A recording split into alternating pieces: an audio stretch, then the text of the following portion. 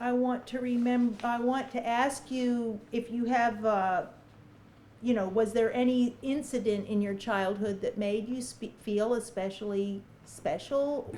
When I was practicing, it didn't seem to matter to anyone else, except Aunt Esther would go through the house humming the melodies that I was playing. That meant a lot to me. Mm-hmm. I never told her, but it meant a lot to me Mm-hmm. because if somebody was registering with the work I was doing. Mm-hmm. And let's say, for the people who don't know who Aunt Esther is, tell us her name and who she was at Faith Mission. She was Mrs. Esther Hadley, and she worked, originally she and her husband were missionaries to the Indian nations out in the West. Excuse me. Yeah, my face. And they came to, I think, Faith Mission basically because her husband was developing heart trouble. I don't know if that's why they were there. But they had the boys at the camp, and then he died. Then she had the girls at the rest home, which is that beautiful house that's now got a porch on it with pillars and stuff, where you lived. Mm-hmm. Yeah. I lived there too. That's right, you lived there, but I was thinking in terms of, I know. well, home and home. But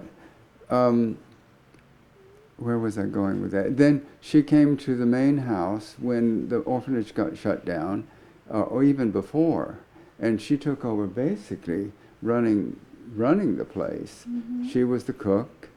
She saw that the cleaning was done by the two of us. Oh, and it was done right, I promise. I promise you, if I didn't do the mop boards, I was in trouble. I was called out of bed to correct me. But she then, when the orphanage was shut down and there were three of us left, she took charge of Helen and I, and she said to us at one point, and I think you were there, was that we all three grew up together, because we learned eventually that, formidable as she was to us when we were little and uninformed, that she turned into a very supportive and caring person. When she was gone, the house kind of fell apart. Mm-hmm. She was just one of those type of people Yeah. that's a rock. Huh? Very Just, strong. that was a special remembrance. Yes. Thank you. I'm wondering if you remember any particularly funny incident, and maybe Betty knows something behind the scenes. Our experiences were so short until the later years. We would just come down and visit for a short time. And but we always enjoyed playing. We always thought they were the most wonderful kids. Right. I think you were right. Really, it's so interesting because my sister and I both just thought the mission kids were really special. And we loved being with them. Well, I can say that legacy survived because I was sharing with Art earlier that when I was growing up around here, it was always pointed out to me, that's where the Faith Mission was. That's where the children attended school. So even though I had never gotten to meet Helen or Art or any of the other children who grew up there, it was a legacy that continued in a very admired and respectful way around here. I do too, go ahead. And then they knew how to talk turkey talk. Yeah, And we didn't, and they were always talking about us. I don't know. But then why be lever and taboo tabak taboo? I mean, we be stabil taboo. How did you teach yourselves to do that? It's just a version of Pig Latin, but harder to understand. And Esther could understand Pig Latin, so we had to learn turkey talk. I get the feeling there was a little mischievous. You think? Yeah, I think that's great. I want to say something about Mama Margaret, and when I was just a little tyke, I loved her. She was just precious. But on a Sunday afternoon, because we had our own Sunday school there, Papa did the Sunday school and all this bit, and we had on our Sunday best our little patent leather shoes and socks and our cute little dresses that Dottie stayed at 5 o'clock in the morning to make sure they fit right. But on Sunday afternoons, Mama would come to the second floor in the hall and open that door, and those little, and it's not on the video, the one that we cannot find, little parasols. And we, the little girls, are walking all over Crystal Beach with these little parasols. And everybody's out to see us in this bit, and we thought we were it, and we were. And we just took those walk, and Mama's leading, and here come all these little girls with those little color, and we cannot find the parasols or the picture, the video. And I cry when I think about it, so take it away. Well, we're just gonna put the intention out there right now that someone, somewhere, still has a copy of that, and it will come back to us, and then we can get that returned to you so that you can see that image, because I'm getting this picture of this beautiful parade of tiny little girls in gorgeous dresses and We with were the, all dressed in little black patent leather shoes and little clean socks and all. Well, of course, they were clean, it was Sunday. But we were just thrilled, and Mama would be, then she'd be the only one leading the group, and we'd just go all over the place, and all the neighbors come out and look at us, and we just, they were it was just something we looked forward to, and we thought we were special. And we very. were. I'll shut up. You thought of something, Art. You thought of something. He wants me to hush. No, he did. No, I didn't Was think that of every anything. Sunday? Yeah. Most every Sunday, we look forward to it. Well, I've got another question, and that is about school days. Oh dear. So tell me, how did that happen? Because I also believe that Dottie and Shug, as your mother was called, were the first teachers at the school. No, my mother wasn't. Okay. But Dottie was. Dottie. Okay. And then Dottie had me in the first grade, which is the little red schoolhouse, which is now a restaurant now. And I was in the hallway there. That was our classroom, and she was our teacher. In fact, I still have some of the things that we did at that time. I don't know where they are, so don't ask. You knew what's on Yeah. my mind. And then from there, I went to the second grade where Aunt Marie Pressman, she taught in the second grade there, and she was wonderful. And then in the third grade, we went to the public schools. That's where we were encouraged somehow to go to public schools. But that was a little red schoolhouse, and we had our own little bus that took us there and so forth. Okay, I'm finished.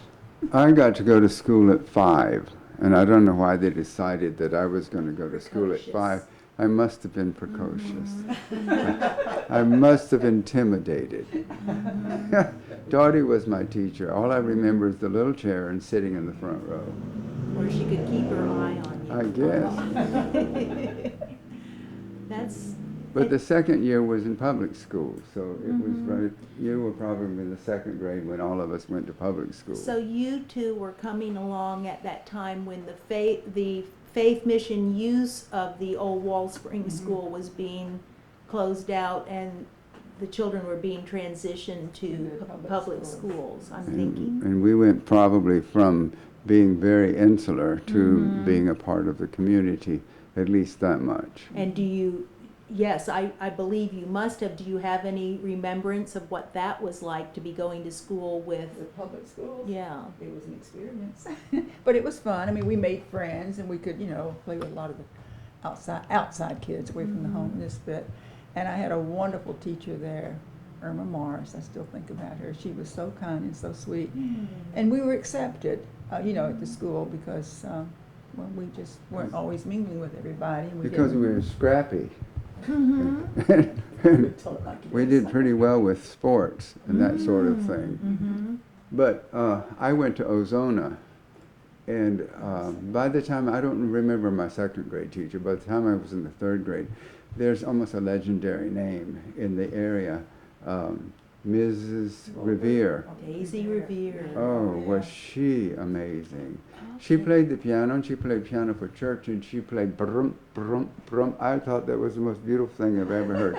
She rolled every chord, brum, brum, brum. But I loved her. She was just amazing, gracious, elegant. She was amazing. And even as an adult, August, Betty's father, and I went to visit her over in the Wall Springs area. Because she lived It out was- on Indian Bluff Island. It was such a privilege to see her again. Yeah. Well, I have a memoir that she dictated, and I'm going to make sure I get a copy to you because you Good. would enjoy reading that. Okay.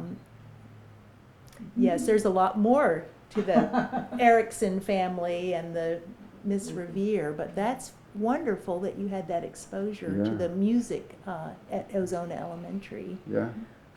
How nice.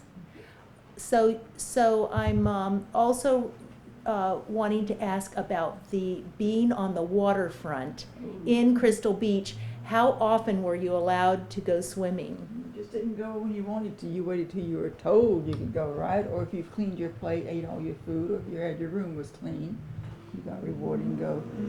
So, We got to go whenever we wanted to. well, so tell it. Girls and boys, Oh, right? no, There was no, a- the only, Absolutely. we didn't go together. No, No. it was The only time it was separate. mixed is on for the video. The video is that was misleading. Right. Yeah. All of us happy Because children we were did not. frolicking in the water. Oh, it But- was. But we never swam together. Mm-mm. I see. So this was indicative of the times as well. I mean, Sure. I actually experienced that in my youth too. Sure. That girls kind of hung together and played together, and And those bathing suits were the Wool. worst. They were They were wool. Oh my God. Have you ever swam and had a wool bathing suit on? You know what torture is. oh wow! I don't think I want to find out. Oh. And then we used to catch the fiddler crabs for Papa, so he'd go fishing. Actually, we swam with the tides. When the tide came in, we would swim at high tide. And the Beautiful. high tide was not always the same, but we always swam at high tide. And later, did you get to go swim out to the spring off of the camp? I did as a teenager, The spring didn't- but I don't think as children, even when I was Not as in children. summer camp, we didn't go out to the spring unless, I think maybe it was out there in a boat once, but not to swim And out. that's the offshore one. Yes. But then, were you ever swimming at Wall Springs? We swam at Wall Springs, but we were teenagers by then, weren't we? I didn't swim at Wall Springs. You didn't? Uh-uh. Philip took me. Where were Well, you? Philip took me a lot of places. He didn't take me to Wall Springs. Where did you? Yeah. That's not nice. Oh my, Helen, I want you to tell the story about how the clothes came in. Oh, Please. well, the clothes came in. Apparently, the home was informed of different ones. They could go by and pick up the clothes, it's like the other stuff. But anyway, they would be taken upstairs to the second floor on the back porch. And then Dottie would go through a lot of things and designate the different ones. I mean, everybody was able to get, there were shoes as well as clothes, and some of them were very nice and some of them were not. But that's the way we were clothed. Except on Easter, we had brand new clothes, because Dottie sat up all night and got those things fitted for us in this bit. So yeah, but apparently the different organizations would either bring the clothes by or they would inform the home and they'd go pick them up, just as we picked up day-old bakery goods and all this bit, and went to the open market to get the avocados that kind of squished out of the basket. And But as far as the clothes, they all came in pretty much. And so you were at school once and someone was complimenting you. Oh, yes. I remember I had on this real pretty skirt, which was my favorite, and she says, "Oh, that is so pretty. Where did you get it?" And I said, "Well, it came in." She looked at me like I was crazy, and I said, "It came in." Because that She was says- in your vocabulary. Exactly. So I didn't know what, so yeah, it came in. And she didn't understand, and I didn't know how to explain it, except it came in. And that was it. Yeah, it would take a while to Mhm. realize, oh, other people don't have necessarily Uh-huh. clothes that come in. So a lot of the things that were necessary to the running of the home were provided by donations. Exactly. And this was quite different than many people experienced in their home life. Did you tell about the peanut butter? Oh, no. Probably not. I know there were some nicknames that you had within the family. We've Isn't- already heard isn't this a Dottie Christian and organization? Shug, and we know that Art is called Pete. What was your nickname, Miss Helen? Priscilla Primpress. Nobody Seriously. really called you that, did they? Yes, they did. Who did? Probably you. No, I didn't. No, I was kind Was of, it the girls that you? I guess, because Yeah. I was called that. And I think you mentioned that even some of the donors that were regular, that you depended on, they were called by nicknames. I think so. How far I is this can't thing remember. I hope it won't offend any of the former donors' families. All I can remember is the Augenbog. That's the only one I can remember, and he was I suppose he was a very visible person, especially to those of us who were young. We'd poke us in the belly with his cane, and he would With say, What is it? "See it." No, out of the pinky boom, or something like You know, that. I'll say it the way he really said it. How did it bink to bink to bonk? I just wanted you to say it that way. I like this. This is very much demonstrating the little bit of rapport that was going on. I think under the radar all the time. And I know that it will be difficult for some people to wrap their mind around the fact that there was this immense group of children that were all living at the Faith Mission home, and that at a certain point during the 40s, there were decrees being sent out by the state saying if you don't meet these certain rules and regulations, they were saying to the Markerts, you can no longer keep the home open. And at that point, Cora Markert, your grandmother, had passed on, and Mr. Markert and Dowdy were under tremendous pressure, and they had to make a decision because they were not able to come up with a budget because they ran the home on faith. And it worked beautifully and quite successfully. So it's an instance of something that's working, that in this case the state came in and said, even if it's working, you've got to disband it. So then so many of your peers were sent to live in other places and in other situations, and that must have been a very troubling time in your life. Yeah, well, actually, we never, every time that black car would come around to the beach, we'd run to hide because we didn't know who'd be next. Seriously. And so somebody'd be gone. Now, I'll remember, maybe I shouldn't say it, but when Claire Nell and Margaret Jones and Eleanor, we were pretty much the last three girls there, or four.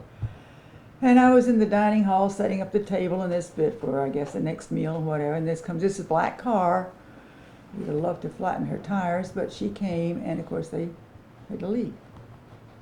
And so I'm there in the dining hall, and I'm very upset because you never know when you're going to be next. You don't want to be next. That was home. I didn't want to leave. But this is where it was going. So as they pulled off, I was back in the dining hall, and of course I'm not good at holding back tears, and that was not good. But Claire Nell supposedly went to her parents, which we've never heard anything more about. Eleanor, don't know what happened to her. Now Nita, I do keep in touch with her. She's in South North Carolina. But it was a sad thing. And Dottie came and she says, "It's okay, honey, we'll find a home." I didn't want a home. That was my home. And you were taking everybody else away, so I couldn't respond anyway. But that's not what I wanted. I didn't want to leave, but I was upset that they were leaving. So Of my course, experience there, and it was not fun. and you were just a few years older. Art, you were there watching this happen as well. What was your experience? There was a lot of confusion with the fact that the children were leaving, and one of the things that was difficult was that we were never told. Things just happened. We were never told. And even as adults, we had to ask direct questions to find out, even if we got a direct answer. We figured it out over the years that it had to do with the finances. The state couldn't say, you can run a thing on faith. I think I wrote in my memoir that that I remember being anxious to leave and then standing on the porch realizing I wasn't going. And it was like, all of my life had left. All my friends were gone, and I was the only boy left. And there were just 3 of us left. And what was that about? And suddenly I was moved from the inn to the 2nd floor, back bedroom. Well, that was okay, but it took a while to adjust. That's when Aunt Esther was formidable, because she had this squirrely little 11-year-old that she had to straighten up, get me moving in a direction that was good for both of us. But it wasn't easy. But I would assume that, most people are going to have to go through an experience where everybody leaves their life. But at the same time, there's loss for all of us. At some point, we just learn to deal with it. And it wasn't like the bottom of my life fell out, or the bottom fell. It was like life changed, and so did everything else, and that's fine. I mean, even then, I did sense the loss of my friends. I did sense the solitariness of being the single male. Well, actually, our handyman was still there. He left soon after. But being the single male in this house full of women and children, and it was like, what was it, 4? I mean, 16 bedrooms and 4 people, or 5 people, or whatever it was. But looking back on all of that, I went through a long period of self-pity. It's like, oh, poor baby. And then somebody finally said, just get over it. And I went, oh, yeah, okay. So We more or less each have that experience, not in such a dramatic way as you've described, but yeah.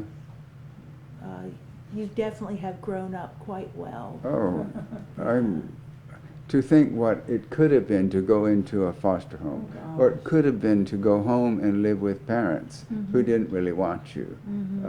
And we did have stories of children who came back and talked about the experiences they had, and I was just so grateful that I got to stay with at least the structure of what I knew and stay home. I got to stay home. Even as a teenager, when my mother and stepfather came to assume responsibility for me, Faith Mission was always home. And a year later, I said, I want to come back, and they said, okay. So I came back. Good. And I think that they became the family. They didn't know how strongly I felt about them being my family.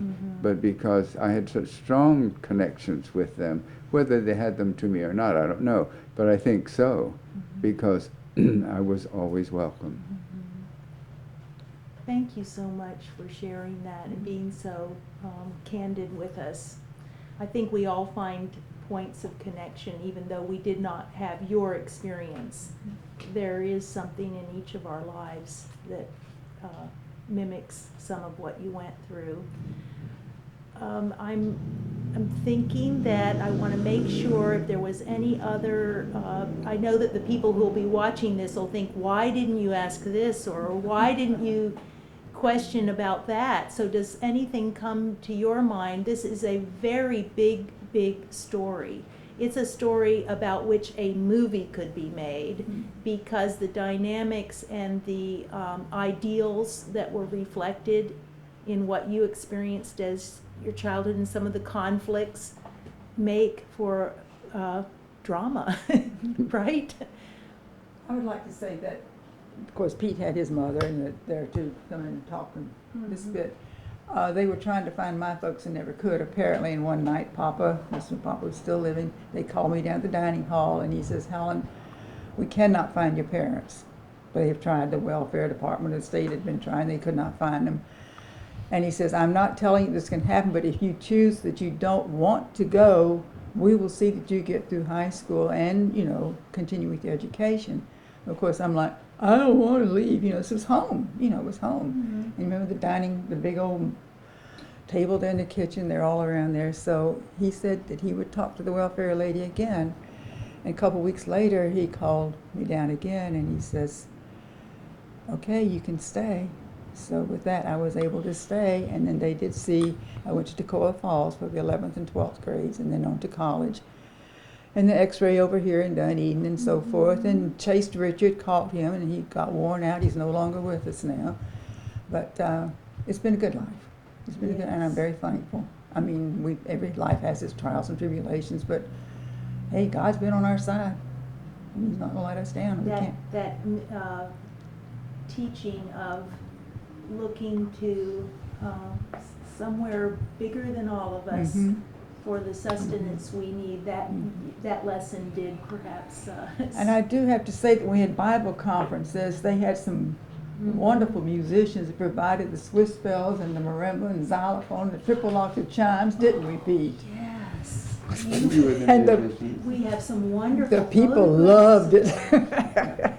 You got to perform. And what kills us now is the Swiss bells. You know how they do the hand bells? Everybody holds a bell. We played the whole thing by ourselves, didn't we, Pete? Yeah, we did. And the triple octave I chime. wish I had a video of that. Yeah, well. Did you ever get to see that, Margaret?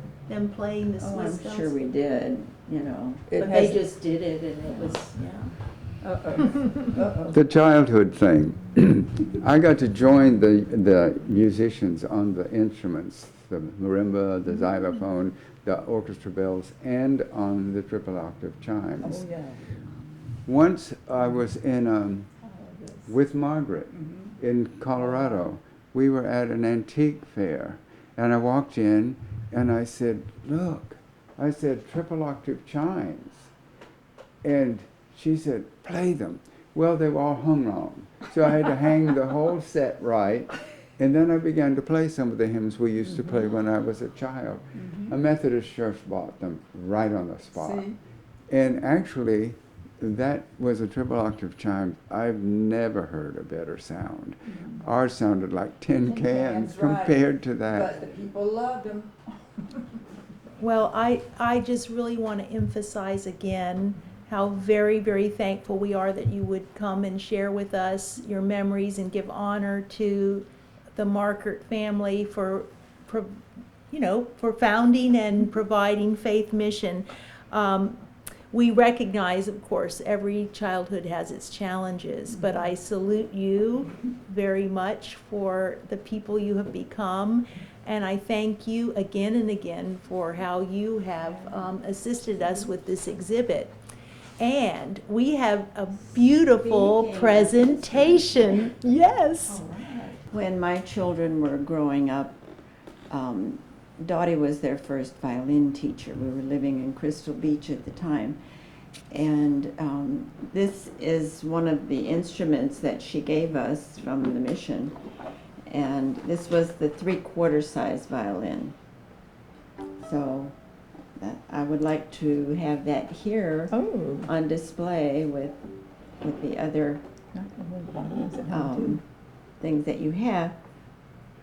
We are Want me to so hold it? absolutely thrilled to have this that actually belonged to the Markert family and was Right. played by the children at Faith Mission. And your Aunt Dottie used this to help teach many, many children, including your very own children, Right. right? And when we moved to Pennsylvania, they were in a Suzuki violin program. So my son had to carry this violin case to Oh. school, and he always felt like he was carrying a gun. Yeah. Nobody else had a violin case like that. And tap it, is it wood Yes. underneath? Yes, I don't know it's what- is that a what it very is? special Yeah, it's violin wood. case. It is. Yeah, But- very nice, beautiful. Oh, that is such a special gift for us to have, and Sure. we'll also get a shot of the lace and the tatting shuttles that you have provided for us that were made by Is that Betty. right up there? Did you Yeah. do that? That's great. Thank you so Mhm, much. yeah, it is. Sure. Betty, thank you.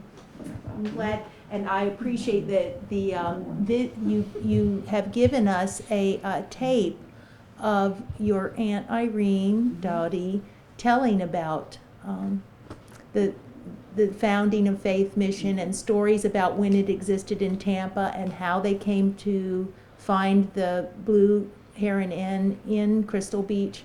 So we will be adding that as something that people can listen to. Blue Heron Hotel, that's right. Thank you, Helen. You've gotten to hear that, I'm sure, that, yeah. So that's beautiful. We appreciate it. When we were deciding what to do, I was on the board. That's right. Isn't that cool? That is very A cool. kid became a board member. So did Helen. Yes. And when we were deciding what to do with the property and things, I said, put it in a foundation and make sure that it reaches out to the needs of children, and to extrapolate that into the elderly, into families, but basically children. It came into being because of children. I felt it should be focused again on children. So I feel very good to know that, our legacy continues. It has a happy ending. Yes, a good one. Yes, Yeah. we can use this in our world today. It gives me inspiration, and I'm excited that people in the community can come here or go to the Crystal Beach Community Church, where an exact replica of the panels has been installed. And Really? yes, Cool. good. How Is cool. it in the church? It's in the church in Fellowship Hall, and I went one day just to look at it, and a member of the church who had no idea that I had anything at all to do with it, with that I was there to see it, and specifically they came over and they said, look at this incredible exhibit. It tells our history. It tells how the church was founded. It tells about Faith Mission.